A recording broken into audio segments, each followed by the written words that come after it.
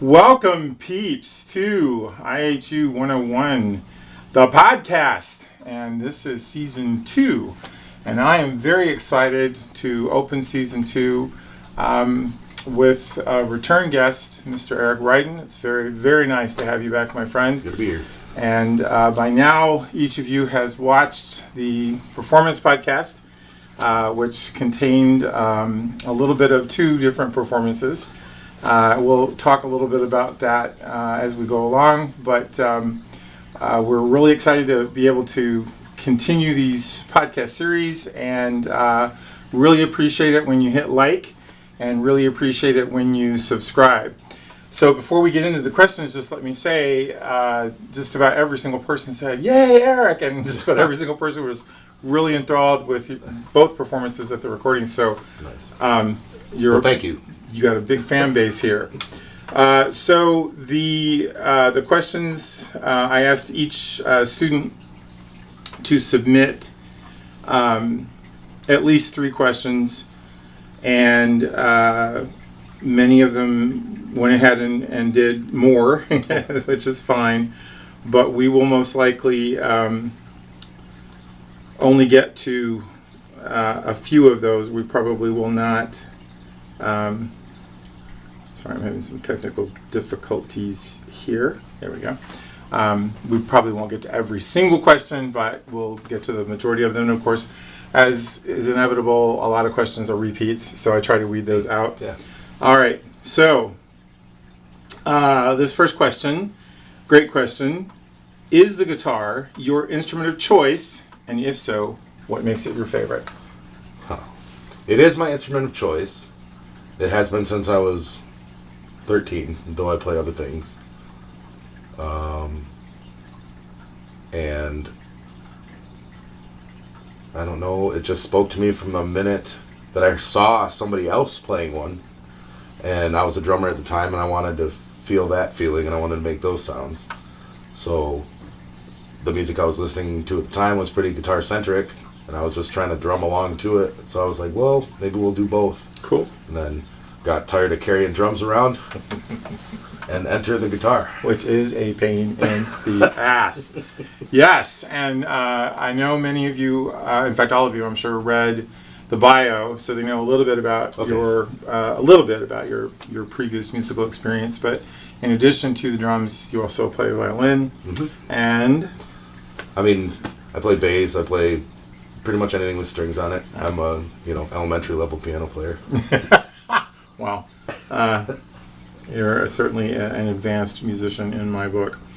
Your bio mentions coming from a family devoted to music. Are they into the blues too, or does your style make you a bit of a black sheep? Well, black sheep here. No, they're not specifically blues fans, but my first exposure was on records that were my dad's. Like the Cream, Wheels of Fire, and some Allman Brothers stuff. So that was very blues-centric, and one of the, some of the first music that I heard that wasn't classical. So I kind of just latched onto that, and then every Sunday night, listening to the radio, they had Nightside or whatever that program was called, and I would plug in the guitar and jam along to that because it made sense to me in my head. Awesome, man. Awesome. So. Just because this person brought up your parents, I'd like to just interject here. Erik's father, Tom Ryden, is a percussionist with Midland Symphony Orchestra, in addition to his... he's all around town. Yeah. And then your mother taught public school music for 30 plus years. Yeah. Fantastic lady, fantastic teacher. So he does come from a very, very fine musical heritage. Yes. And my sister Carrie is the best singer of all of the 4 of us. She does sing very, very well. She does sing very, very well. So I love this next question. Businesses or outlets you perform at probably have a certain style they look for in the musicians that they book. And you probably know where this is headed. Do you think your musical style puts you at a disadvantage or gives you an edge in that regard? Wow. Well, it depends on the room. There's some rooms where you walk into and my music gives me a definite advantage. And there's rooms where, you know what people want at the bar. Yeah. So And I try to take requests, but I don't know that many songs that aren't on the list already. So, but yeah, when you see the set, my set is like for the blues bar, Right. you know, or for the blues crowd. So when you put me in the bachelorette party crowd, sometimes it doesn't go over that well. And it's not that the music's not good or that the owners don't like it. No. You know, but sometimes it's just, yeah, sometimes I'm put at a disadvantage. And that's, you know, that doesn't hurt my feelings. I chose that music to play. Sure. You know, Absolutely. so, and I will say that there is, a lot of my shows will prove that there's room in every room to do something well.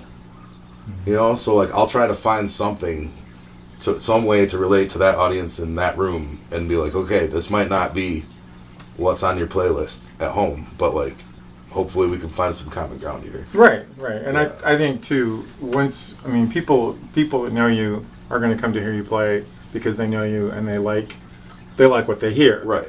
But as far as the businesses goes, as far as the outlets goes, I kind of share what Erik goes through with things like this, because sometimes you won't get a gig because you're too big. You've got too much. You've got too much shit. Yep. And there's not enough space, or you may not take a gig, right? Because there's not enough space. I remember the first time I played at White's. Yeah. It was postage stamp size area to perform in, and we had like 8 people, and I was like, this isn't going to happen. And they put the bass player in front of the door, and you're probably on the floor. I was. In fact, I was on the floor. The only other place for the drummer was on that riser. And, of course, the lead guitarist had the huge amplifier. So it was something. But, sometimes the venue dictates. Absolutely. Whether we take a gig or whether we get offered a gig. Did your upbringing have a major role in your interest for the blues, or was there a different aspect that truly brought you to that genre? I mean, I had a really good upbringing, so I can't really... My upbringing definitely did not give me the blues. Okay. However, you know, you go through life and you do some... You know, you make some decisions and it puts you in places, and then all of a sudden you got the blues, man. Well, so right. I think I'm not going to connect it to any sort of like deficiency of upbringing. No, you know? But I would say that your upbringing helped prepare you for really any musical genre. Yeah, I'd say I was prepared very well for a life of music, and had I taken to that education, you know, who knows where we'd be now. Right. All right. Yeah. What made you decide to go solo after COVID? Was it just the pandemic, or was there another reason? Well, everything changed. From the willingness of clubs to have you, to the size of clubs having, and to there's places now that never would have had music before that do now, and there's places that used to have music that are gone off the map. So crazy. I went solo as a means to work, basically, because the full band gigs were really few and far between at the beginning, coming back, and also the pay. Yeah, sure. Like, so when you go solo, you have more control over all those variables, and there's what it comes down to in a small area like this. Like, this isn't, you know, Nashville, Chicago, right? You know, this is the Tri-Cities, so there's more rooms for a solo musician than for a band. Right. And I think there's more room for blues, actually. Oh, yeah. And actually, yeah, we've been getting a great reception. You know, the more work we do, the more handshakes we get. Sure. Yeah, sure. Yeah. And then you get, you know, your name gets out there and Right. you get referred. So that's always a plus. Okay. Another cool question. This is just out of curiosity. Were you self-taught on the guitar, or did you get lessons? Either way, sounds good. I just think it's super cool if people teach themselves how to use an instrument. Okay, so it's not fair to say that I was self-taught, because I was taught the violin and I was taught percussion, and my dad wrote on a little piece of paper the chords, shapes for me. Mm-hmm. But that's the extent of it for guitar. You And I didn't have just formal No, lessons. I've never still never sat down and had like a lesson. Like obviously being on the road, like you're trading licks with people all the time, but those, you know, you can call those lessons, but you know, never sat down and like, hey man, give me a guitar lesson. Right. And I'd like to. I just had, you know. Would you say, because I get asked this question about jazz piano quite a lot, would you say that you could actually go to school for blues guitar and learn to play blues guitar? And I could understand you answering the question either way before you even speak, but what is your personal take on that? Can you learn this in school? You can learn the notes. But the blues part. But there's more. The blues is not notes. Right. You know, It's hard to explain that. Yeah.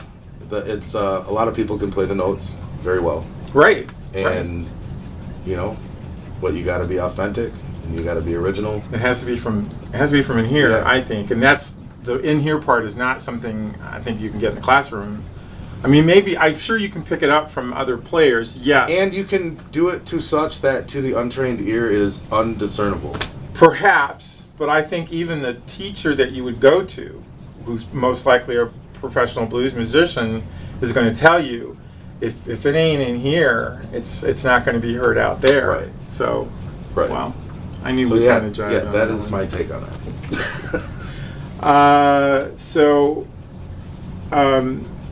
This is another great question, and it actually came up more than once, so let me ask it sort of in a generalized way. You've told us sort of why you picked up the guitar and what drove your interest in the guitar, but why the guitar for this genre? Why the guitar for blues? And that, of course, has a historical significance. Yeah. Man. From the first records that I listened to, the shapes were the same or like similar. And then in lyrically, going back to the beginning of the blues, those lyrics just spoke to me.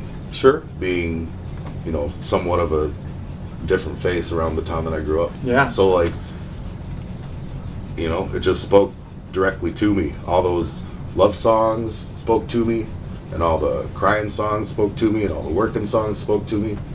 And the guitar, you know, because I haven't been singing my whole life, so the guitar is what did it. The guitar, you know, did the singing for me. Sure. So, you know, what led me to the blues on my instrument is, you know, that's just kind of where it came from. Yeah, itself. I think yeah. it's like maybe the blues kind of led me to the instrument in a way. Sure. Well, I mean, Robert Johnson. Yeah. But I guess the historical part of it, as you alluded to, you know, there's something personal about singing the blues. I don't care who's playing it or who's singing it and what instrument they're using. There's something, again, it's that thing, it's in here. Mm-hmm. And so the connection that you can get from the voice and the guitar is not something you can get anywhere else. I mean, it just isn't. And it's uniquely American too. Like it, you know, that music has traveled overseas since, but that was a thing that was born and raised here. Yeah. You know, so, and, you know, you take the African rhythms with the European instruments, but like why it doesn't happen in Cuba, same people to the same place. It doesn't happen in, you know, all the other places, just the United States. Yeah, it's a fascinating genre in itself, but it's also unique to itself in that, again, I point to that very, very personal, almost introspectiveness about it, because you're playing for yourself. You don't, as you heard in the one performance, the one on at Three Bridges. It's just you and the guitar. There's nothing else, but it's enough, and it conveys the message and it conveys the story and the style. That's where it came from. Right. Awesome. So Another cool question: with your history of playing different instruments, which one do you enjoy the most? I mean, I enjoy playing the guitar the most, but specifically, I enjoy playing electric guitar the most. Okay. And specifically, I like playing a Fender Tele the most. Fender Telecaster. Fender Telecaster. Yeah. Don't care what year. Don't care if it was made in America, Japan, or Mexico. Yeah, they're pretty awesome. You Yeah. can't get much better as far as The guitar player's electric guitar, guitars. they say. Yes, I would agree with that. So for that person that asked if he preferred acoustic over electric, yep. there's it your is. answer. There's your Electric answer. guitar every time. But I would also have to say though that it would depend upon the genre too. Well, yeah, like for these, if the room's real small, electric guitar is not right for the room. Right. Like if the, Right. if the gig dictates. Sure. I don't mind playing the acoustic guitar one bit, but like if you want to ask me what I want to spend my time doing, a Telecaster I don't blame you one iota. through a twin reverb. Okay, so now we get into some more heady, philosophical type. Okay. It says, if you had the option, would you stand for most of your performances or sit down? Now, this person sort of qualifies this by saying, I noticed that while you are standing, specifically with the band, you were able to move around more and participate with the environment as well as other members playing along on the bass guitar and the drums. Right. So, Okay, so this is what I always say about standing, because I did recently begin standing at more of my gigs. okay. So I have had an ACL replacement, and for $1,000 a gig, I would dress in a clown suit and river dance the whole gig. But for some of these gigs, I'm gonna sit in a chair. So, explain to some of us who may not know what an ACL replacement is. I had two new knees, guys. Yep, I had my knee done a while ago, and so it doesn't get around as good as it should, maybe. But yeah, if I'm playing a gig at 4 o'clock, maybe I'm sitting down. If I'm playing a gig from 9 to 1, chances are I'm standing up.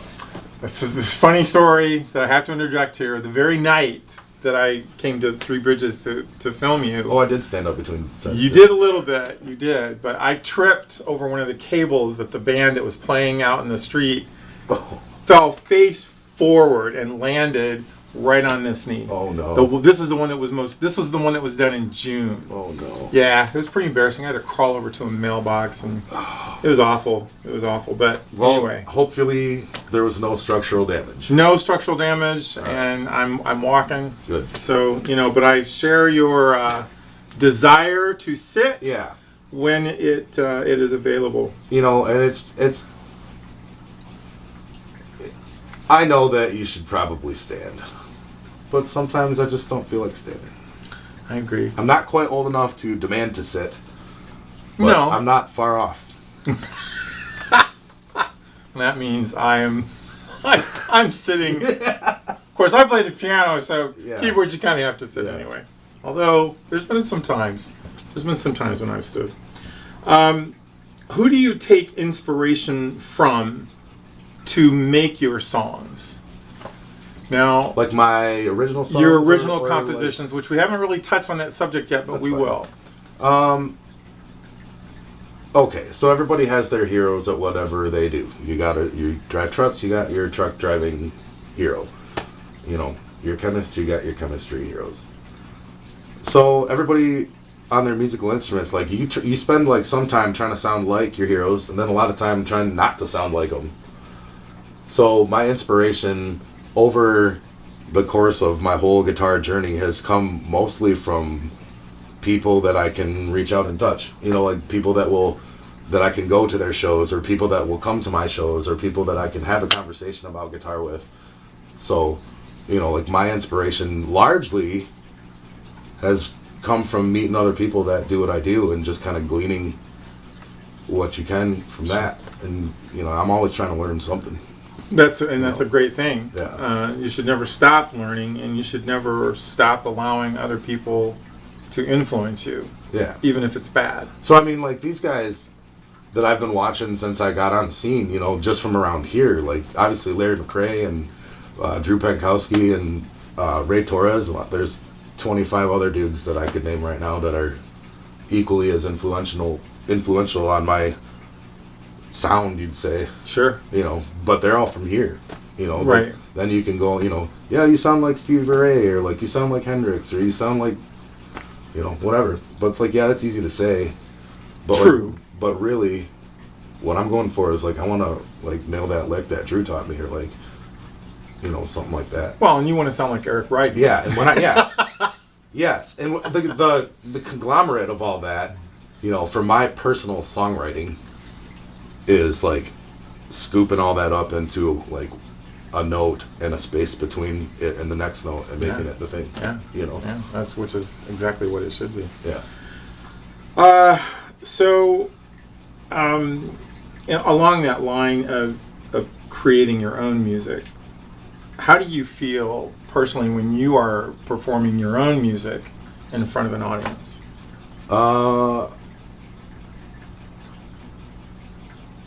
That's a good question, because I don't know if there's any artist that's like completely in love with their own music, but Debussy was. Yes. Maybe Chopin. Okay, yeah, Chopin for sure. But I mean, I love playing my songs. I love watching the audience. If you've written a good song, Sure. within the first like minute of playing it. True. True. And I enjoy that interaction, and I like playing my stuff, but I'm not in love with it. There's songs that they're not my favorite songs that exist. Is it really important to you that people like your songs, or is it more important to you that you just get a reaction of some kind, or that they listen? Well, I don't care if anybody likes my songs. That's not, once you put a song out there, that's your contribution. Right. And then whatever happens after that, sells no copies, sells 1 million copies, people Right. like it, people hate it. It is people what it come is. after you. That's like out of your control. Right. I agree. Completely That's out so of your true. control. So true. If you weren't a musician, what would you be?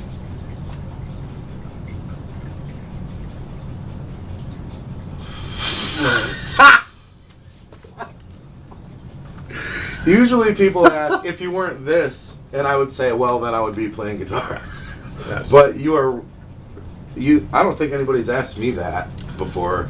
What would I be if I wasn't a musician? So one of the reasons why I included this very question, because I've been asked this question Jesus. many times, and I know what my answer always is, but I wondered if you had an answer, because quite honestly, we don't always think about it that way. I'd probably be dead, really, if I wasn't a musician at this point in my life. Like all the roads I was going down, and like the places I come back from, like without music or like having that next gig, man. Like, well, one of the things that I feel sparks an answer to this question is most musicians are not solely musicians, or haven't always been solely musicians their entire career. Right. There's always something else.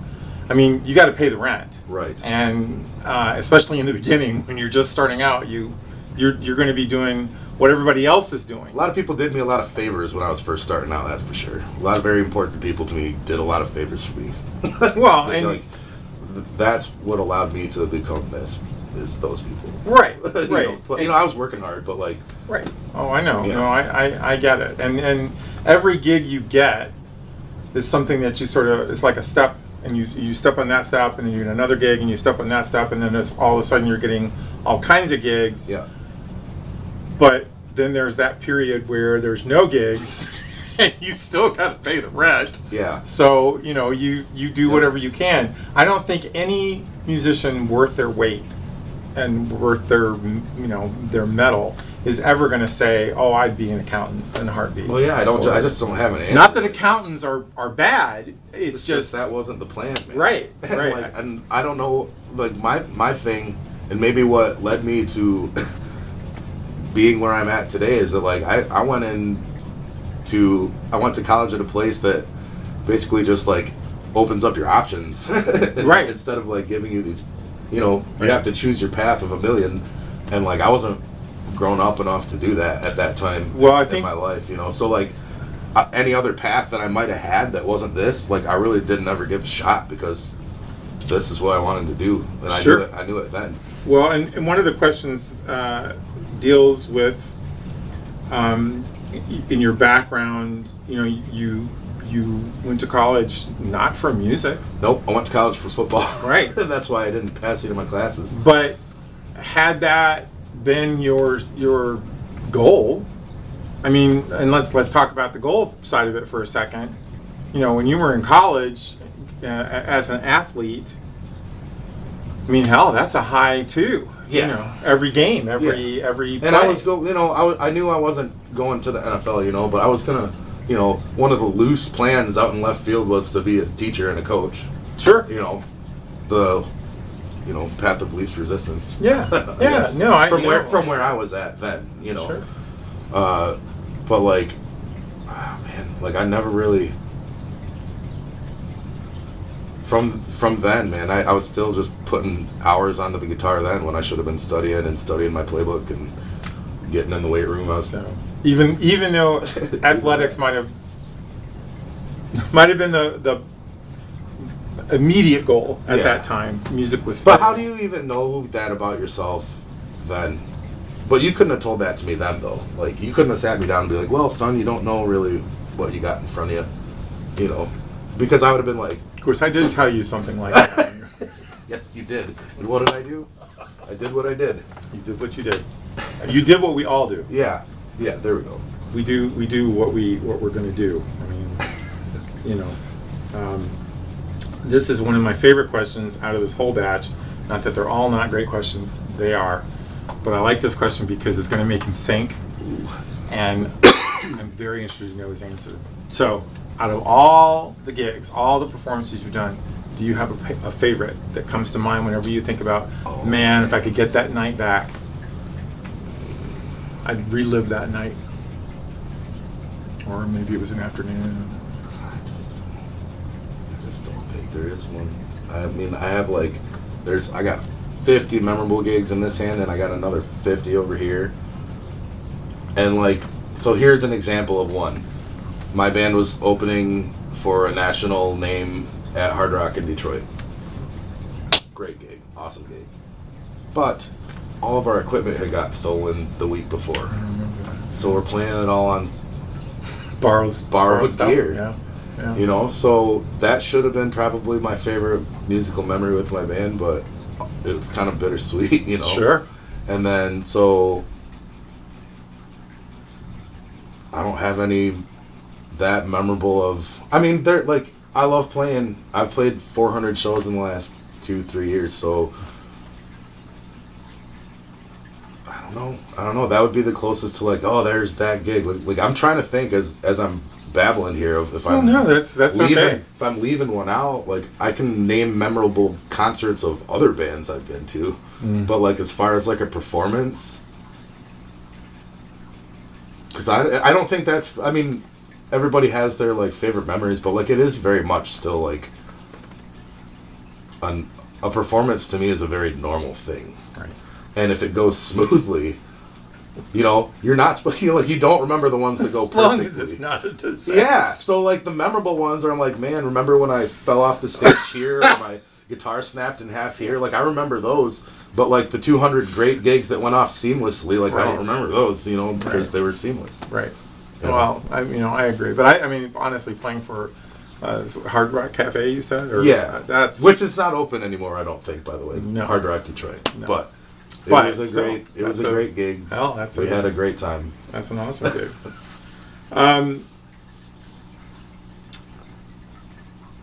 So this is another sort of heady philosophical thing. All right, and it kind of relates to the mention in your bio about, you know, you went to college for athletics, and also, I mean, I'm sure that part of Dow High was also part of your athletic precursor. Yeah. Do you feel that the conservative environment that Midland fosters hindered your individuality and freedom to pursue music. Now that, I Okay. shouldn't have said it that way, but that's the way it was written. Okay. So, no, it's a great place to learn how to play music.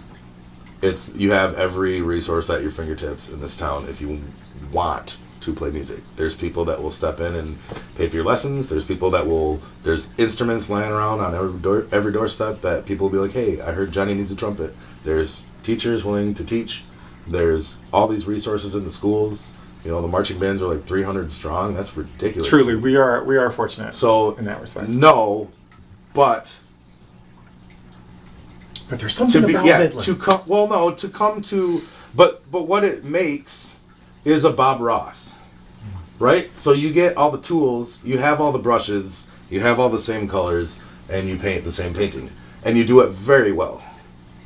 But then if you want to like be a musician, not just a kid with an instrument, right? Like you have to move away from Midland for that. Agreed. But like you can't have a better head start than Midland, conservative or not. Like there's nowhere to play.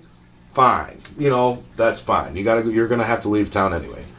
But like as far as getting a musical education, like I can't think of a better place, really, to be honest with you. I would have to agree with that. And I was not raised in Midland. I'm a transplant, but my kids were all raised here and all went through Midland public schools. And I would have to say that I would not feel that Midland hindered them musically. No, other ways, but Sure. it's not what the interview But was. that's another conversation. That's just Midland. It was a great question though, because like from somebody that's like either if you're from here or not from here, like it is a great question because it is like an anomaly of a town. Really. Yeah, it is. Yeah. I mean, we have Dow Chemical, which Right. is now Dow DuPont, I think, or Whatever just they- Dow. yeah, whoever. But yeah, I mean, it's something you find out very quickly when you move here, and Or when you move away and after here being the only place you've lived. yes. That was quite the shock. Yeah, my kids are going through that right now, as a matter of fact. But Well, they're well prepared for anything they. yeah, I mean, you know, it's just, I guess, the question, the nature of the question being from someone, obviously, I think, must be somebody who does not live in Midland, or maybe they do live in Midland and they know what it's like. But to say that it hinders you or hinders your ability to pursue a musical career, I would have to say no. No, but you do have to leave. Yeah. To- Yeah. You must leave. Yeah. You Yeah. can't. But I honestly think that's true of no matter where you are. Of anywhere. I mean, if you're going to make it, you can't be a small fish in a big pond, and you can't be a big fish in a small pond and expect to be successful. Right. You have to be versatile and get out there and sell yourself. This is another great one. How far along in your career did you feel you found your voice? You found your style? You found what you want to do? And I should qualify that by saying in your musical career. Okay, so even when I was playing with my rock band, I knew that I was like a blues player. Even before, even to my earliest days, knew that I was a blues player. We'd play all these shows with the rock band, and they'd be like, "Oh man, you have a great like bluesy sound on your guitar." I'm like, "Yeah, I know, man." You know, and so like I knew, real early. Like I don't know exactly how the question was worded, but like. Well, I can give it to you exactly. One more time. It's how far along in your career. So yeah. Two-part answer here. Sure. One, I knew that I was like a blues roots, country guy. Sure. Really early on. Guitar-centric music, not a lot of effects and pedals, not a lot of studio BS with it. Just a dude playing a guitar is a common theme. And I've known that since like almost day one. But I will say that you're always evolving as a musician too. So you're never like, this is my style and I'm sticking to it. Because, I started flat picking during the pandemic because just to like learn a new skill, and now I can hear that creeping up in my blues music. Sure. So I'm evolving. I'm getting better. Like I'm adding books to the That's library. The key right there is evolution. I think you're always changing, always adapting. Like I've got recordings that I made not even 2 years ago that I'm like, we got to start this over because I've evolved as a musician since then. You know, so going back to your Mississippi Mud, the Mississippi Mud. tell us how you feel you grew as a musician with Mississippi Mud. Wow. So I was a drummer in Mississippi Mud. Yeah. And a lot of these times, because we were, the bass player and I were buddies, and then we met these older dudes that were guitar players. And so for me, that was an education all in itself of learning some of that music. And it was like a lot of that was blues too. What came together for that, like folk and blues, like Neil Young, and you know, the list goes on. But I mean, what's not to explain, man? Like I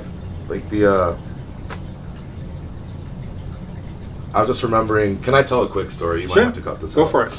We're on Haley Street in a basement having a Mississippi Mud band practice. Okay. And there's a wah pedal feeding back through the amp. And all of a sudden we get the baseball game. And the announcer's going crazy. There's like, it's back, it's back, it's back, it's gone. And we're like, oh, somebody just hit a home run. It was the record-breaking Mark McGuire's 60-second. No way! Yeah. Oh my gosh. So Wow. yeah. So one more time, will you read the question again? And I will try to do a better job of it. No, you're doing fine. It's just tough because. How do you think your Mississippi Mud days? Okay. You know That helped was you? like, yeah, that was a learning experience of like being exposed to a lot of new music that at 14 I hadn't heard. Like hadn't heard Pink Floyd up until then. You know, I was still on Beethoven Sure, at that point sure. in my life. You know, so hearing all that and then working together with dudes that you respected that are older than you, and they're like, man, you guys are, you know, we're really doing it here, and like that. Yeah. So it was like had a profound effect on, you know, like my confidence and knowledge going forward. Yeah. Like, and you know, those guys kind of like showed me a thing or two on the guitar too. So Sure. like I hadn't even really like made that switch yet. Sure. So Yeah. No, that's Yeah. That's exactly. Sorry, it was a rambling answer. folks, but- No. Some answers are just rambling. So this, I love this question, and I hope this question comes up at every single podcast interview that I do. But how has music of this sort? This is the verbiage here. Okay. How has music of this sort changed you as a person?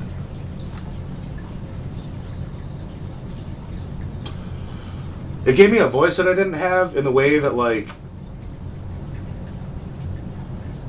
it's not just constant complaining, you know, like I can just like be vulnerable and, you know, say things through music, whether it's like just the notes or through the things that I say, like that, like I can't just sit down and say to you. Right. So that's, I guess, would be the short. But yet answer. it's still something Yeah, coming it's from like inside you. definitely this sort of music is definitely like, I don't know, it's my voice. Sure. Yeah. Sure. Well, I mean, I'm speaking as somebody who's known you for a long time. When I first met you, you were still in high school. Yep. And so my first experience with you was as a drummer. But I can speak to a little bit of a change that I've noticed in how you approach music from then and now. Yeah. Not that you weren't, not that you didn't approach it correctly or that you didn't, play well. You did, but it seems to be now, the few times that I've been invited to play along with you, that it is a more professionalized take on something that really doesn't have a professional I would say edict or that's, rule. yeah, I'd say that's accurate. Like I do, lately the people that I've been hanging with and like my mentors lately, like they have all touched the scene. Mm-hmm. They've all been in Chicago in the 80s. You know, they've all been to Austin, Nashville, Mississippi. They've all shook those hands and been to Europe with those people. So I am trying to put together like a professional take, you know, and like when I get up in the morning, I try to like, you know, take it as seriously as you would take your job that you had to go to. And, you know, if you love something, that's not hard to do. Right. But I wake up in the morning and I'm like, man, I can't wait to get my hands on that guitar, man. Right. Like, you know, so that is like and that is different than back when we met, because, you know, as a kid in this town, you have, right, you know, right. Well, and there's so many more distractions. There's a lot more going on in your life at that stage, and like a in some lot more kids unknown. Some kids will like take the guitar when they're 5 and that's all they do, and that's fine. You know, nothing wrong with that. But like here, like, you know, you're pulled in so many different directions that, you know. Agreed. Okay, so I think we have time for maybe one or two more. Let me get to a couple that I really would like for you to chew on. Do you think that there will be, or there is, a resurgent? Scott, let me try that one more time. Do you think that there will be, or is there, a resurgence in blues music that people will see in mainstream? You know, for example, what is on media, on the radio, on, you know, whatever. Do you think that there is, or there will be? I don't think the blues has ever really been mainstream. Like, even when Stevie Ray was at the height of his career, I don't think it was, like, mainstream. Like, I think it was, you know, Hendrix was mainstream, but, like, only for 5 years.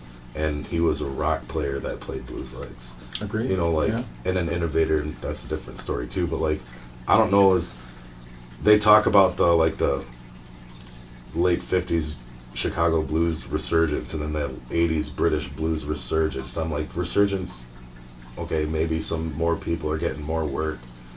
But as far as like, is the blues ever going to be mainstream? I don't know if it ever was. And I don't know if that's like the aim of blues. No, I agree. Like, I agree. don't really, it's not like I don't want to sell out a show or I don't want to go on the road and like, but like, it's really just about the music for me. I agree. It's about I agree. It's, you know, it's about you know, some people drink a lot because they get, you know, they're like, they have that 5th drink and they know how they're going to feel, you know, and I play that, you know, 5th song and I know how it feels. Yeah. It's the same thing. Like, I crave that feeling. Like, okay, like the fretboard's warm. Like, let's go. Yeah. Along those lines, though, and this has happened to other genres, and it has happened to blues. Some of it gets, and I hate to use this term, but it's the only term that really fits, is bastardized. Right. It's just, people will take a piece of music and they will call it blues. Right. But it's not blues. Right. And that, to me, is not a resurgence. Right. I don't think that... See, like, you mentioned innovation a moment ago. To me... There's a difference between, like... You know, music is really deep, as you know, like, when you get into the X's and O's of it.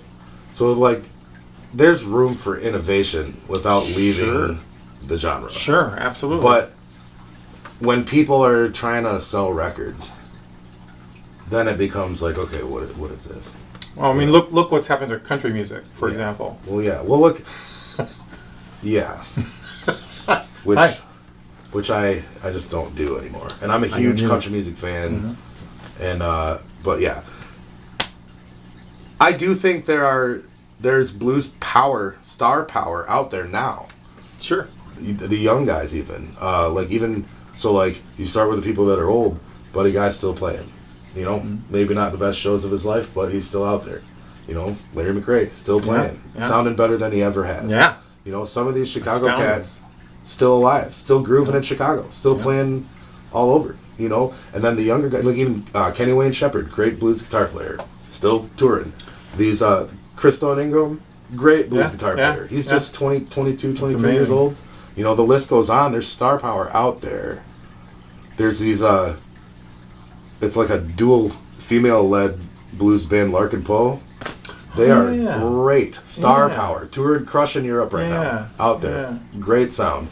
You know, like, these are like, you know, the records might not be traditional blues records, but the musicians are blues power.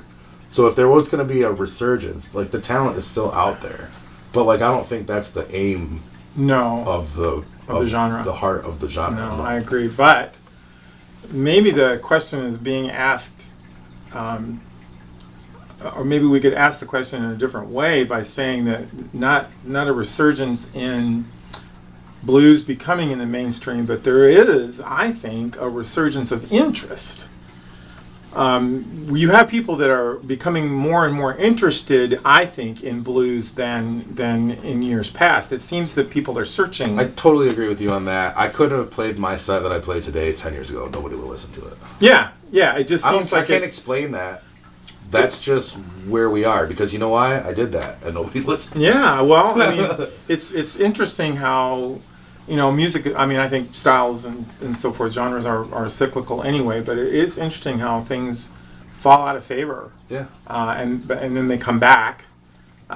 So yeah, maybe the resurgence is in the interest, not necessarily in, you know, as the artists and all lovers of blues wanting it to become part of the mainstream, because I don't think any of us really want that. No, and the machine is just so different than it's ever been now, too.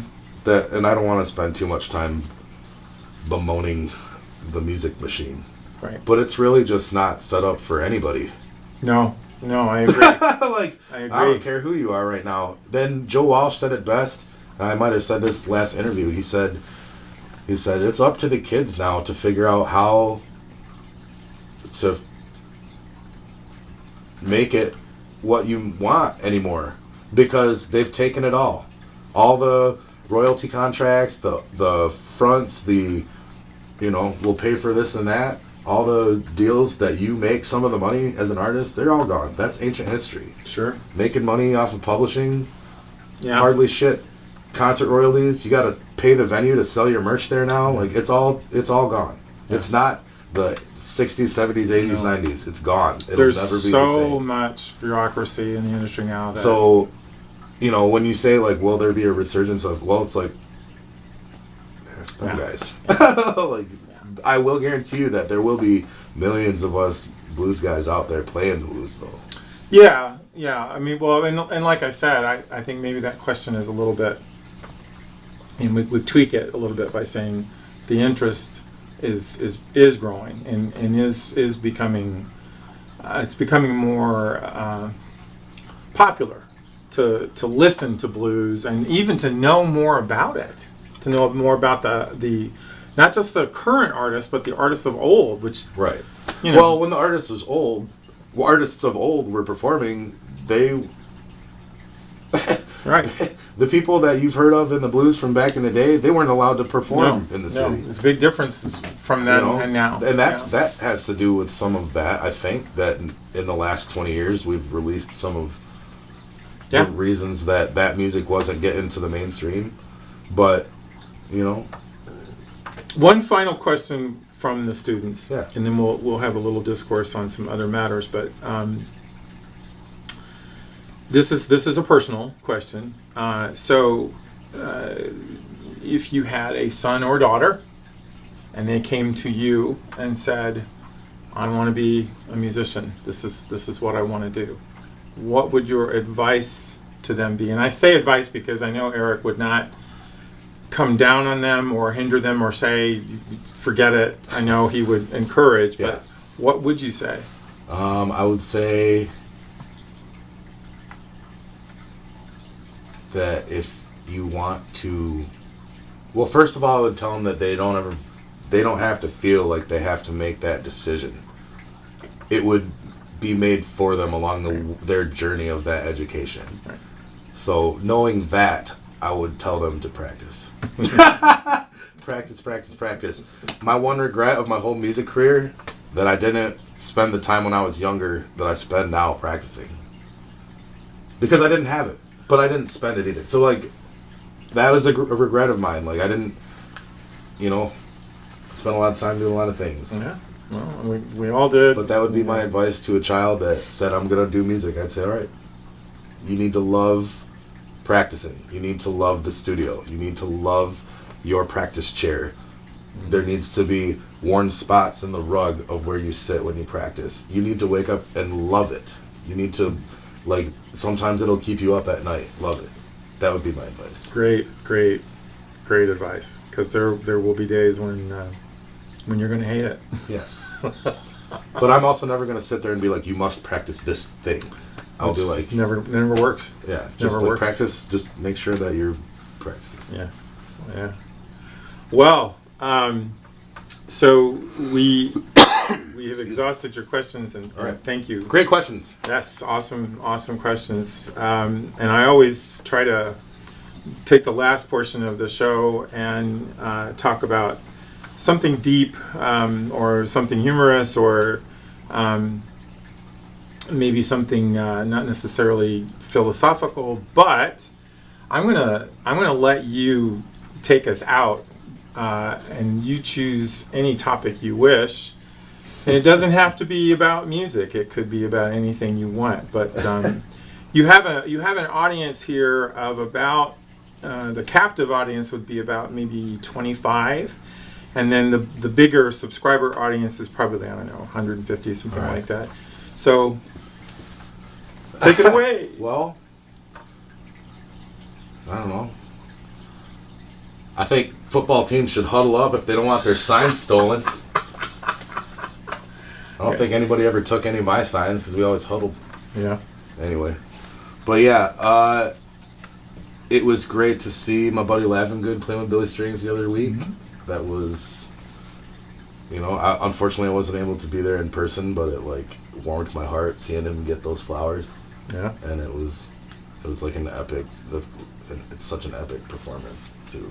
Yeah. So, yep, and you got a lot of buddies out there doing big things right now. It's good. There seems to be a scene coming together in Saginaw of all different genres, not just, not blues, but just music in general. There seems to be, people are putting rap shows together, which wasn't happening for a while. People are playing country, they're playing rock, they're playing metal at the vault. There's I want to call it a thriving scene, but it's just because there was just such a lack of one before. Sure. Sure. So I'm really happy with the way the Tri-Cities is going musically. The cities are putting money in their budgets for entertainment. There's, last summer, there was so much going on everywhere. Yeah. And I don't remember it ever being like that before around here. I agree. Even pre-pandemic, yeah. I agree. I don't think I it's tell ever you, been like last summer. I was astounded at the last Midland, the outdoor thing. The Common Show? Yeah, I was astounded. Who was it? Claim Jumpers? Yeah. Just dude. the fact that there were so many people that turned out for that. And that was, I mean, they're yeah, up there with the best in the area. Yeah. Claim Jumpers. But I mean, I was just taken aback that there were so many people that turned out. I mean, I realized it was the last one of the summer. Yeah, but I mean, that was the end of September, man. Yeah. It had been going since June. Yeah. And most of them were well attended. That's what I hear. That's what I hear. I was not able to get to any of the others, so I was glad I was able to come to that one. Yeah, it was, but both nights. Yeah. Every weekend or yeah, it was packed. But that's effort, man. That's the effort that we all want to see from places. Right.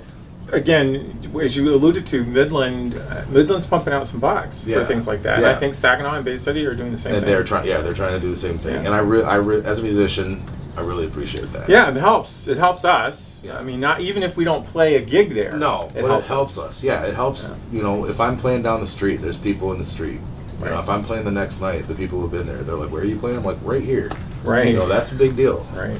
So I get messages every day like, "Hey, where are you playing? When are you playing by me?" And I'm like, I tell them exactly when. Yeah. But it's like, when are you going to be at Three Bridges again? The night before Thanksgiving, I got the trio coming in there. So awesome. It'll be full band blues. Bring the keyboard if you're I dare say I'll probably, if it's night before Thanksgiving, I will have my hands full. Yeah, I'm sure you with will. Grandkids. And then this Wednesday we're opening for Eugene Bridges at Neat. Scotty's. Neat. So That'll be a good gig. That's gonna be a good one. Yeah. Because I think Larry and the boys are gonna come out. Awesome. It's gonna be a big jam at the end. Awesome. Yeah. No, I'm always flattered when you ask, and I know you're a busy guy. When you get less busy, you know. we'll play together again. Yeah. I'm sure the gigs are not gonna stop. Not for me. No, and I don't get to play as often as I would like to. In fact, I had to quit playing altogether with Roland with DJ Blues, and I loved that gig. Right. But well, no, you got grandkids and nieces. Yeah, it's not been a convenient thing, and it's never. I mean, it is about the money, yes, but like not for me now. No, but like you're still not gonna haul all that shit anywhere for no bucks. No. And when I say that, like I know that I referenced money earlier. Around here. I've referenced money several times in this interview, and I think that maybe I should address the fact that like I have played a lot of free shows this year because I love playing. Exactly. And I love doing favors for my friends. Exactly. However, when you're trying to put food on the table and keep your lights on, yeah, you know, and it's just business and the bars and like and all the venues, I'm like, I can play here once for that, but like I really can't just like make this a regular thing because, right, you know, trying to keep the roof on that. Well, and like you, we've all played our share of freebies just because we love the craft, we love the experience, and it gives us a way of contributing, you know, to the communities. But yes, and I have to say, like with Roland and DJ Blues, I've always been paid well, and you know, I love the gig. But I don't know, I sometimes wish I could do a gig, you know, once a month, but you really can't. No. You know, nobody can exist like that. No, like I try to play 16 to 20 gigs a month. Yeah, well, I think that's low. Yeah. So like I think that's like if I can hit 16 gigs, that's like what Big Haven is. Yeah. And then anything else that comes my way, I can figure out whether I want to take it or not. Sure. You know? Sure. Well, so this man is hot. He's trying to stay busy at least. That's awesome. Yeah. That's awesome. Well, Eric, thank you very much for being on the show, and we look forward to hearing more of you. One student did ask, and I remembered this specifically for you. She would like to know if there is any place that your recordings are posted that can be accessed. So if there's a website, you can either give it to me off camera, or if you want, you can. Yeah, not a lot of my original stuff is out yet. If you search the band Life Size Ghost, you'll hear me playing guitar in a rock band, which, you know, I'm very proud of that stuff too. Yeah. But if you YouTube AKFM Trio or my name, Erik Ryden, random stuff will pop up. Okay. But as far as like professional recordings released yet, not out yet.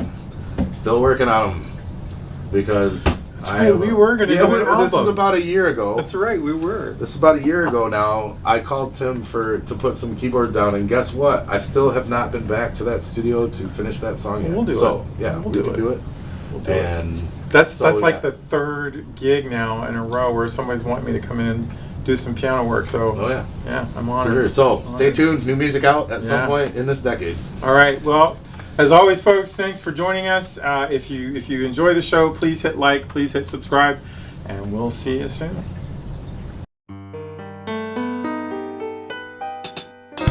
Love makes me treat you the way that I do. Gee, baby, ain't I good to you? There's nothing too good for a girl that's so true.